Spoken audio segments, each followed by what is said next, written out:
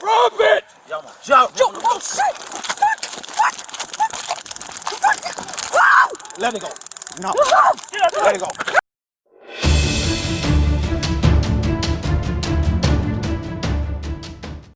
Hey, what's going on, y'all? Eric Mulder here with Cobra Conversations. Thanks for joining me.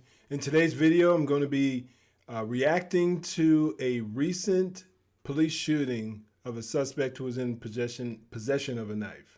I'm going to read some of the details of the call, and we're going to jump right into the video.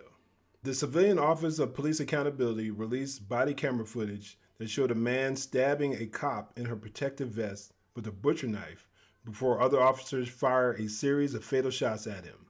The knife-wielding man, identified as 34-year-old Sheon Jeremy Ochea Warner, was pronounced dead at the scene. Early reports indicate officers from the 8th District responded to the area in search of a suspect believed to have stabbed an individual. Officers located an individual matching the description in Vidham Park and repeatedly gave verbal commands to drop the knife. Now, the video will show basically everything that was read here. I'll pause it throughout the course of the video.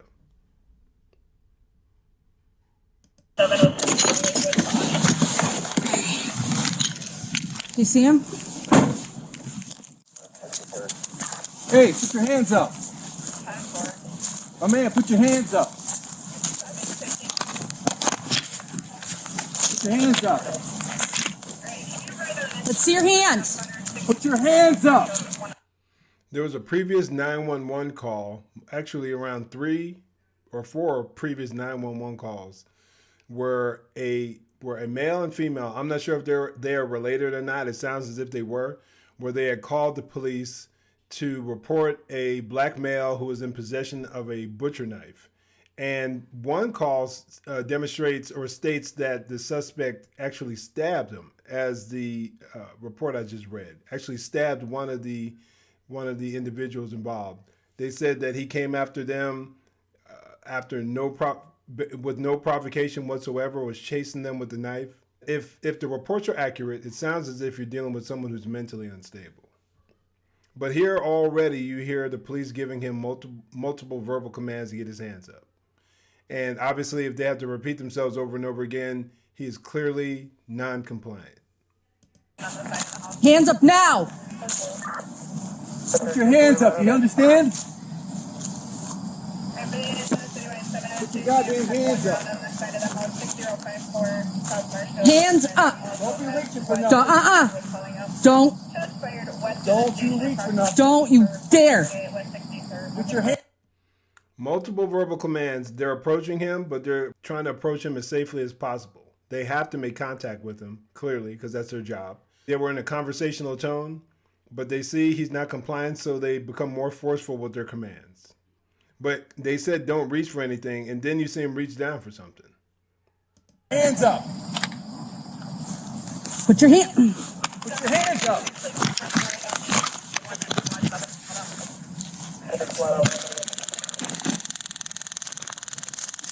Yep. Taser. Put the fucking knife down, bro. If you could see, he clearly had a large knife in his hand that could do massive damage. But what are we seeing right here? Watch this. Drop the goddamn knife. Drop it. Jump! Oh, shit. Let it go. No. Let it go. Drop it.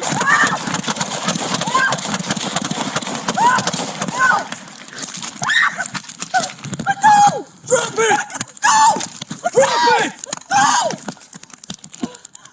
Get you? Shots fired by the police. We're gonna get title.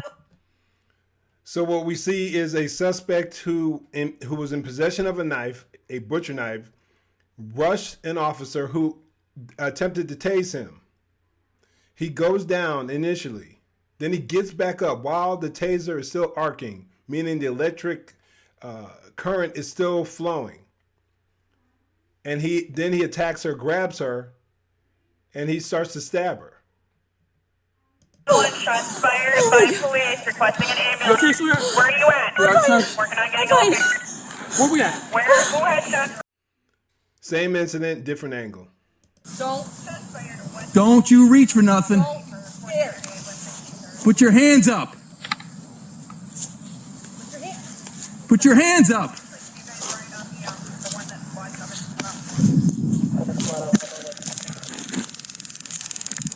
You still got that knife? There you can see the knife in his hand. Taser. Put the fucking knife down. Drop the goddamn knife. Drop it.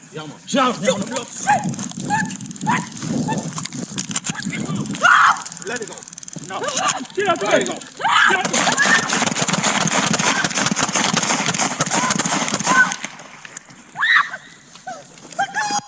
I want to stop right there. Oftentimes in a shooting, people will ask the initial question, the same question when they hear how many times the suspect was shot. They'll ask, well, why did the officers have to shoot him so many times? Now, every case is different. There could be a case where the officers were excessive, but let's rewind this and count how many times they shot him, and we don't know how many landed. But how many rounds were fired before he went down? Let's back it up a bit.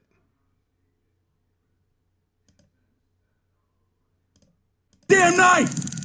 Drop it. Jump. Let it go. No. Get out Let it go.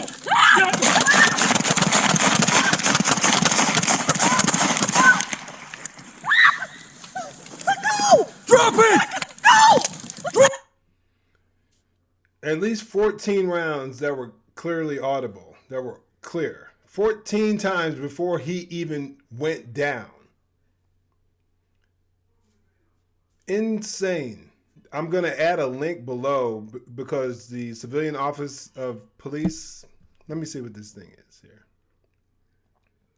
The Civilian, I guess the Chicago branch of the Civilian Office of Police Accountability released a lot of information. All the 911 calls. There's even a call of someone saying that he recorded the video and the cop shot somebody for no reason.